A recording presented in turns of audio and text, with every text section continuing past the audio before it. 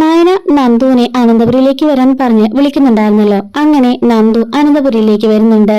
നയനയാണെങ്കിൽ ആഹാ മോള് വന്നോ വാ മോളെ എന്ന് പറഞ്ഞിട്ട് വിളിക്കുന്നുണ്ട്. ഈ സമയം നവ്യയുമായിട്ട് സംസാരിച്ചുകൊണ്ടിരിക്കുകയായിരിക്കും. അങ്ങനെ നവ്യയും നയനയും കൂടിയിട്ട് ഇറങ്ങി വരുന്നുണ്ട്. നന്ദുവിനെ കണ്ടപാടെ പണ്ടെങ്ങും ഇല്ലാത്ത രീതിക്ക് നവി ചോദിക്കാണ് ആ മോളെ എന്നാക്കേണ്ട വിശേഷം എന്നൊക്കെ ചോദിക്കുന്നുണ്ട്. അപ്പോഴേക്കും നന്ദു ഇങ്ങനെ നോട്ടം നോക്കുകയാണ്. എന്താ മോളെ എന്നുള്ള പിണക്കൊന്നും മാറിയില്ലേ? അത്ര പെട്ടെന്നൊന്നും ചേച്ചിയുള്ള പിണക്കൊന്നും മാറില്ല നന്ദു പറയുമ്പം നയന പറയുന്നുണ്ട് ചേച്ചിക്ക് നടന്നതിലൊക്കെ കുറ്റബോധമുണ്ട് മോളെ, അതുകൊണ്ട് വിഷമമുണ്ട്, അത് തന്നെ നല്ലൊരു കാര്യമാണെന്ന് പറയുമ്പം നന്ദു പറയാണ് ശ്രദ്ധിച്ചു ചേച്ചി ഓന്തിന്റെ പോലെ സ്വഭാവ എപ്പോഴാ മാറി മറിഞ്ഞെന്ന് പറയാൻ പറ്റില്ല എന്ന് പറയാണ്. അപ്പോഴേക്കും അങ്ങോട്ടേക്ക് ജലജ വന്നിട്ടിരിക്കുകയാണ്. ആഹാ മൊട്ടച്ചി വന്നോ? എന്താടി നീ ഇവളെയും കൂടി വിളിച്ചു വരുത്തിയതാണോ? രണ്ടുപേര് ഇങ്ങോട്ടേക്ക് എത്തി, ഇനി അടുത്ത ആളെയും കൂടി എങ്ങനെയെങ്കിലും അനന്തപുരിലാക്കാനുള്ള പരിപാടിയാണോ?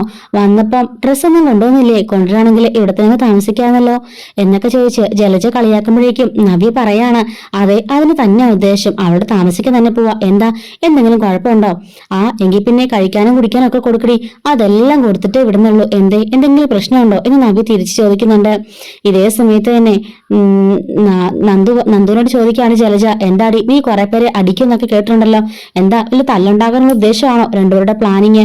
അപ്പോഴേക്കും നവ്യ പറയാണ് മോളെ നീ ഇവിടെ നിൽക്കുന്നത് നല്ലതായിട്ടോ, കാരണം ഇവിടെ കുറച്ചുപേരെയൊക്കെ അടിച്ചൊതുക്കാനുണ്ട്, 5-6 ആമ്പിള്ളാരെയൊക്കെ ഒറ്റയടിക്ക് ഇടിച്ചൊതുക്കുന്നവളല്ലേ നീ എന്ന് ചോദിക്കാണ്. എങ്കിൽ പിന്നെ തല്ലടി തല്ലടി എന്ന് പറഞ്ഞ് നിൽക്കുന്നുണ്ട്. നയനയാണെങ്കിൽ ഈ സമയത്ത് ഞാൻ പോയി ചായ എടുക്കാന്ന് പറഞ്ഞിട്ട് അകത്തേക്ക് പോകുന്നുണ്ട്. ജലജയാണെങ്കിലും ദേഷ്യപ്പെട്ട് അകത്തേക്ക് കയറുന്നുണ്ട്. ഈ സമയത്ത് നവ്യ നന്ദനോട് ചോദിക്കാണ് അച്ഛനും അമ്മയ്ക്കൊക്കെ എന്നുള്ള ദേഷ്യം കുറഞ്ഞ മോളെ? നന്ദു പറയുന്നുണ്ട് ഒട്ടും കുറഞ്ഞിട്ടില്ല, അതുപോലെ തന്നെയുണ്ട്. കാരണം അത്രയ്ക്കും വലിയ ചതിയല്ലേ ചേച്ചി ഞങ്ങളോടൊക്കെ ചെയ്തത്. ഞങ്ങളൊക്കെ ഇപ്പൊ നാണം കിട്ട് ഈ വീട്ടിലേക്ക് വരുന്നത് തന്നെ ഒരു പട്ടിയുടെ വില പോലും ഇല്ലാതെയാ എന്നും പറഞ്ഞിട്ട് നന്ദു അകത്തേക്ക് കയറി പോകുന്നുണ്ട്. ഇതേ സമയത്ത് തന്നെ ദേവയാനിയുടെ പോയിട്ട് ജലജ പറയുന്നുണ്ട് അവള് വന്നിട്ടുണ്ട് ആ നന്ദു എന്നവള്. അതിനിപ്പോ എന്താ, അവളുടെ 2 ചേച്ചിമാരും ഇവിടെ ഉള്ളതല്ലേ, അപ്പൊ അവള് കാണാൻ വരുന്നതില് എന്താ കുഴപ്പം എന്ന് ചോദിക്കുമ്പോൾ എന്റെ ഏട്ടത്തി അതൊന്നും അല്ല കാര്യം, ഇവിടെ വേറെ തന്നെ കൂടെ ഉണ്ടല്ലോ ആനി, അവനെ പ്ലാൻ ചെയ്തിട്ടായിരിക്കും മിക്കവാറും അവളെ ഇങ്ങോട്ട് പറഞ്ഞിട്ടത്. അല്ലെങ്കിൽ ചുമ്മാ ഇരിക്കുന്ന സമയത്ത് അവളെ ഇങ്ങോട്ടേക്ക് പറഞ്ഞിടേണ്ട ആവശ്യമുണ്ടോ? നീ എന്തായി പറഞ്ഞു വരുന്നേ എന്ന് ദേവേനെ ചോദിക്കുമ്പോൾ ജലജ പറയാണ് അവിടെ ഉണ്ടല്ലോ ഒരുത്തി മക്കളെ ഉടുത്തൊരുക്കി പറഞ്ഞു വിടുന്ന ഒരുത്തി, അവള് മിക്കവാറും ഇവളെ പറഞ്ഞു വിട്ടതായിരിക്കും നന്ദു അനിയെ വശത്താക്കാൻ വേണ്ടിയിട്ട് എന്ന് പറയുന്നുണ്ട്.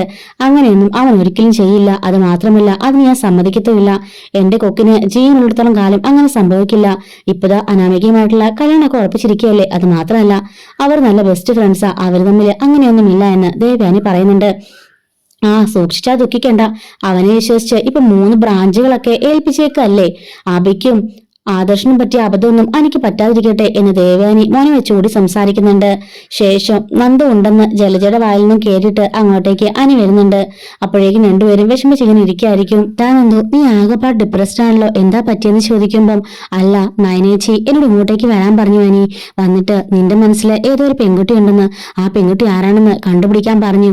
അപ്പോഴേക്കും അനി ചോദിക്കാണ് ആരാണെന്ന് നിനക്കറിയില്ലേ നന്ദു എന്ന് ചോദിക്കുമ്പം നന്ദു പറയുന്നുണ്ട് അത് അനാമികയല്ലേ.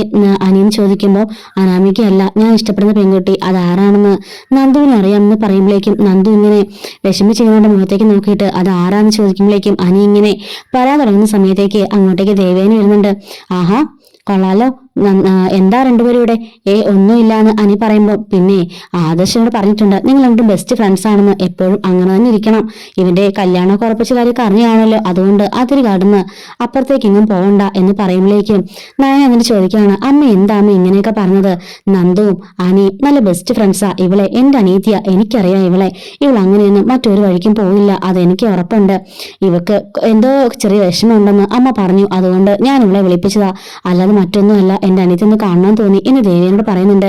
ദേവിയാനെ പറയുന്നുണ്ട് പല പല ഫ്രണ്ട്ഷിപ്പുകളുമാണ് അവസാനത്തിലെ അത് വലിയൊരു അപകടമായി തീർന്നത്, അതുകൊണ്ട് ഞാൻ പറഞ്ഞതേ ഉള്ളൂ. പിന്നെ അപ്പോഴേക്കും നയന പറയുന്നുണ്ട് അനി പറഞ്ഞില്ലേ അനിയുടെ മനസ്സിൽ ഒരു പെൺകുട്ടി ഉണ്ടെന്ന്, അത് ആരാണെന്ന് ചോദിച്ചറിയാൻ വേണ്ടിയിട്ടാ ഞാൻ അനിയോട് വരാൻ പറഞ്ഞു എന്ന് പറയാണ്.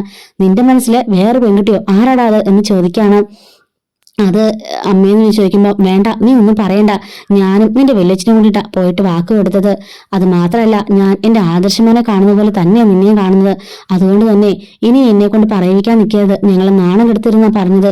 പിന്നെ നിനക്ക് ഇങ്ങനെ ഒരു വെല്ലുമ ഉണ്ടാവില്ല. അതുകൊണ്ട് ഈ കല്യാണം ഏത് വിധേന നടക്കണം. അതല്ലാന്നുണ്ടെങ്കിൽ എന്റെ കൊക്കിന് ജീവനുണ്ടെങ്കിൽ ഞാൻ അനാമികനെ ഇവിടെ കൊണ്ടുവന്നിരിക്കും എന്ന് ദേവേനെ പറഞ്ഞിട്ട് പോകുന്നുണ്ട്. ഈ സമയത്ത് ചായ കുടിക്കുമോളെ എന്ന് അതിന് പറയുമ്പം ചായ കുടിച്ചിട്ട് ചേച്ചി ഞാൻ ഇവിടുന്ന് പോവാണെന്ന് പറയുമ്പോഴേക്കും അതെന്താ മോളെ കുറച്ചൊരു കഴിഞ്ഞിട്ട് പോവാന്ന് പറയുമ്പോൾ ഏയ് വേണ്ട, അച്ഛനാണെങ്കിൽ ഇങ്ങോട്ടേക്ക് വരുന്ന പോലെ ഇഷ്ടമില്ലായിരുന്നു. എന്നിട്ട് ഞാൻ ചേച്ചി പറഞ്ഞതുകൊണ്ട് വന്നതാ. എന്തായാലും ഞാൻ പോവാ. ഇനിയോട് നിന്നാല് ഇതുപോലെ ഓരോരുത്തരുടെ വായനയും കേട്ടോണ്ടിരിക്കേണ്ടി വരും. ഞാൻ പോവാ അനി എന്ന് അനിയുടെ മുഖത്തേക്ക് സങ്കടത്തോടെ നോക്കി പറയുന്നുണ്ട്. അനിയാണെങ്കിലും ഒന്നും മിണ്ടാതെ നിൽക്കാണ്. എന്നിട്ട് നയനെ കെട്ടിപ്പിടിച്ചിട്ട് ഞാൻ പോവാ ചേച്ചി എന്ന് പറഞ്ഞിട്ട് അവൾ അവിടുന്ന് പോകുന്നുണ്ട്. അവൾ അവിടുന്ന് പോയതിനു ശേഷം അനിയോട് നയന് ചോദിക്കുന്നുണ്ട്, എന്താ ശരിക്കുള്ള കാര്യം? അവളെന്റെ അനിയത്തിയാ, പക്ഷെങ്കിൽ എല്ലാ കാര്യങ്ങളും അവൾ എന്നോട് പറയാറുള്ളതാ. അവളുടെ മനസ്സിൽ ഇപ്പൊ എന്തോ ഒന്ന് താളം തെറ്റി കിടക്കുക. പക്ഷെ അത് മാത്രം എന്നോടുള്ള പറയാറില്ല. നിന്റെ മനസ്സിലെ പെൺകുട്ടി ആരാണെന്ന് അറിയിക്കാൻ വേണ്ടിയിട്ടാണ് ഞാൻ അവളെ വിളിച്ചത്. എന്നിട്ട് അവളോട് നീ ഒന്നും പറഞ്ഞില്ല അല്ലേ എന്ന് ചോദിക്കുന്നുണ്ട്. അങ്ങനെ അനിയാണെങ്കിൽ വിഷമിച്ച് ടെറസിന്റെ മുകളിൽ ആ മട്ടുപ്പാവിൽ പോയി നിൽക്കുന്നുണ്ട്. ഇതേ സമയത്ത് തന്നെ നന്ദു ആണെങ്കിലും അവിടുന്ന് ഇറങ്ങി പതിയെ നടന്നു പോയിക്കൊണ്ടിരിക്കുകയാണ്. ഗേറ്റിനടുത്ത് തറവിളേക്കും നന്ദു തിരിഞ്ഞു നോക്കുമ്പോഴേക്കും അനി മുകളിൽ നിൽക്കുന്നത് കാണുന്നുണ്ട്. പരസ്പരം രണ്ടുപേരും അങ്ങോട്ടും ഇങ്ങോട്ടും നോക്കിയിട്ട് അനി പതിയെ കൈവൊക്കി കാണിക്കുമ്പോൾ അവളും കൈവൊക്കി കാണിച്ചിട്ട് അവിടുന്ന് പതിയെ ഇറങ്ങുന്നുണ്ട്. അവനെ തന്നെ നോക്കിക്കൊണ്ട് അവള് സ്കൂട്ടി എടുത്തടുത്തേക്ക് പോയിട്ട് സ്കൂട്ടിയിൽ കയറി പോകുന്നുണ്ട്. അനിയാണെങ്കിലും വിഷമിച്ച് അവിടെ നിന്ന് മാറിപ്പോവാണ്. ഈ സമയത്ത് നയന വന്നിട്ട് അവനോട് ചോദിക്കാണ്, എന്താ അനി, ശരിക്കും എന്താ നിന്റെ പ്രശ്നം? അമ്മ വിളിച്ചിട്ട് പറഞ്ഞു നന്ദു ആകെപ്പാട് ഡിപ്രസ്ഡ് ആണെന്ന്. കുറച്ച് ദിവസമായിട്ട് അവൾ ആക്റ്റീവ് അല്ല. ഒരേ മുറിക്കാത്ത ഒരേ കയറ്റിയിരിപ്പും ഒരു കരച്ചിലും തന്നെയാണെന്ന്. എന്താ അവൾക്ക് സംഭവിച്ചെന്ന് എനിക്ക് എത്ര ആലോചിച്ചിട്ട് മനസ്സിലാവുന്നില്ല. അവൾ അങ്ങനെയൊന്നും എപ്പോഴും ബോൾഡായി നിൽക്കുന്ന പെൺകുട്ടിയാ. അങ്ങനെയൊന്നുള്ള സങ്കടപ്പെടാത്തവളാ. ഞങ്ങളെല്ലാം ബോൾഡ്നെസ് ആക്കി നിർത്തിയിട്ടുള്ളത് അവളാ. അതുകൊണ്ടാണ് ഞാൻ ചോദിക്കുന്നത് എന്ന് ചോദിക്കുന്നുണ്ട്. അവൾക്ക് ഈ പ്രായത്തില് പല പല തെറ്റും ശരിയൊക്കെ നടക്കാനുള്ള സാധ്യതയുണ്ട്. നീയാണെങ്കിൽ അവളുടെ ബെസ്റ്റ് ഫ്രണ്ട് അല്ലേ? അവൾക്ക് ഇതുവരെ അങ്ങനെ പെൺ സുഹൃത്തുക്കളൊന്നും ഉണ്ടായിട്ടേ ഇല്ല. ഉള്ളത് മുഴുവനും ആൺ സുഹൃത്തുക്കളാ. അതിൽ അവളുടെ ഏറ്റവും ബെസ്റ്റ് ഫ്രണ്ട് നീയാ.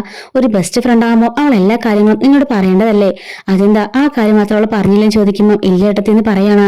നിന്റെ മനസ്സിലുള്ള പെൺകുട്ടിയുടെ കാര്യം നീ അവളോട് പറഞ്ഞെന്ന് ചോദിക്കുമ്പോൾ അതും ഇല്ല ഏട്ടത്തിന്ന് പറയുമ്പോൾ പിന്നെ എന്താണ് ഫ്രണ്ട്ഷിപ്പ്? നീ എന്റെ കാര്യം തന്നെ നോക്കിയേ. എന്റെ എന്ത് രഹസ്യവും കാര്യങ്ങളെല്ലാം കല്യാണിക്കറിയാം. അതുപോലെ തന്നെ അവളുടെ കാര്യങ്ങൾ എനിക്കും അറിയാം. അങ്ങനെ വേണം ബെസ്റ്റ് ഫ്രണ്ട്സ് എന്ന് പറയാന്. ഈ പ്രായത്തിൽ കുറെ ചാപല്യങ്ങളൊക്കെ സംഭവിക്കും, എങ്കിലും അതൊന്നും മൈൻഡ് ചെയ്യണ്ട. എന്നിട്ട് നയന അനിയോട് പറയുന്നുണ്ട്, ഇപ്പൊ ഇഷ്ടമില്ലാതെയാണ്, ആർക്കും ഇഷ്ടമില്ലാതെ ഞാനും എന്റെ ചേച്ചിയും ഇങ്ങോട്ടേക്ക് വന്നു കയറി.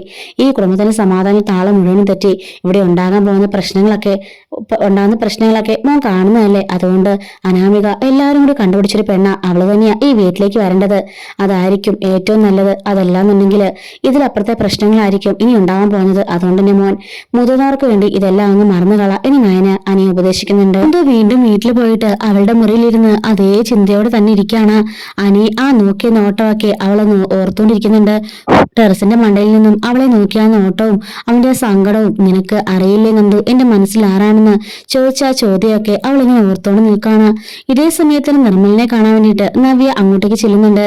നിർമ്മൽ അവിടെ വെയിറ്റ് ചെയ്ത് നിൽക്കുകയാണ്. അങ്ങോട്ടേക്ക് ചെന്നിട്ട് നിനക്ക് എന്താടാ വേണ്ടത്? സ്കൂൾ കാലം തൊട്ട് നിന്റെ പുറകെ നടന്ന് ശല്യം ചെയ്യാ. പിന്നെ നിനക്ക് ഇപ്പൊ എന്താ? ഞാനിപ്പോ ഒരു ഭാര്യയാണ് എന്നൊക്കെ പറയുന്നുണ്ട്. അപ്പോഴേക്കും നിർമ്മല പറയാണ്, അന്നിന്റെ കയ്യിലും കഴുത്തിലൊക്കെ ചെയിനൊക്കെ കണ്ടപ്പോ ഞാനത് വലിയ പുള്ളിയാണെന്നാ നീ ഓർത്തത്. അവസാനം എന്റെ കയ്യിൽ കാശില്ലെന്ന് അറിഞ്ഞപ്പോഴല്ലേ നീ ഇട്ടിട്ട് പോയെന്ന് ചോദിക്കുമ്പോ നീ എന്നോട് പ്രണയാന്ന് പറഞ്ഞതിന് ശേഷം ഞാൻ നിന്റെ കൂടെ എങ്ങോട്ടും വന്നിട്ടുമില്ല, നിന്റെ കൂടെ ഞാൻ കൂടിയിട്ടുമില്ല. അതൊന്നും നീ പറയണ്ട. എന്റെ എല്ലാ ഫ്രണ്ട്സിന്റെയും കൂടെ ഞാൻ ചുറ്റിക്കറങ്ങിയിട്ടുണ്ട്. അങ്ങനെ മാത്രമേ ഇനി നിന്നെ കരുതിയിട്ടുള്ളൂ. അല്ലാതെ ഒരു രീതിക്ക് ഞാൻ നിന്നെ കണ്ടിട്ടില്ല എന്ന് നവ്യ പറയുന്നുണ്ട്. അപ്പോഴേക്കും നിർമ്മലിനോട് പറയുന്നുണ്ട്, ഞാനിപ്പോഴേ ഒരു ഭാര്യ, അത് നീ മനസ്സിലാക്കണം. എന്തിനാ വെറുതെ എൻ്റെ ജീവിതം നശിപ്പിക്കുന്നത്? എന്തിനാ ആവശ്യമില്ലാതെ നീ ഓരോ ഫോട്ടോസൊക്കെ അയക്കുന്നേ? അപ്പോഴേക്കും നിർമ്മൽ പറയാണ്, അന്നും ഇന്നും ഞാൻ നിന്നെ മാത്രമേ മോഹിച്ചിട്ടുള്ളൂ. അതുകൊണ്ട് എനിക്ക് നിന്നെ വേണം. കാശില്ലാത്തവനായോണ്ടല്ലേ നീ എന്നെ ഇട്ടിട്ട് പോയത്. നീ ഇപ്പം ആ അബിയുടെ ഭാര്യയല്ലേ, അനന്തപുരിയിലെ അബിയുടെ. എൻ്റെ ഹസ്ബൻഡ് നിനക്ക് എങ്ങനെ അറിയാമെന്ന് ചോദിക്കുമ്പം അനന്തപുരിയിലെ പിള്ളേർ അറിയാത്ത ആരെങ്കിലും ഇവിടെ ഉണ്ടോ എന്ന് ചോദിക്കുകയാണ്. അത്രയും വലിയ കൊട്ടാരത്തിലേക്ക് പോകാൻ വേണ്ടിയിട്ടല്ലേ നീ കുട്ടിക്കാലം തൊട്ട് ആഗ്രഹിച്ചത്? നിനക്ക് എന്താടാ വേണ്ടത്? എല്ലാ നിനക്ക് അറിയാലോ. ഞാൻ സമാധാനമായിട്ട് ജീവിച്ചോട്ടെ എന്ന് പറയുമ്പം ഇല്ല, അത് ഞാൻ സമ്മതിക്കില്ല.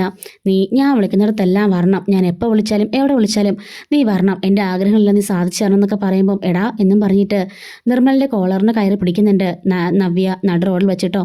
അപ്പോൾ ഇത് ഇന്നത്തെ സ്റ്റോറിയാണ്. അപ്കമിങ് ആയിട്ടുള്ള സ്റ്റോറീസൊക്കെ എന്താണെന്നുള്ളത് നമ്മൾ ഓരോ ദിവസമായിട്ട് അപ്ലോഡ് ചെയ്യുന്നുണ്ട്.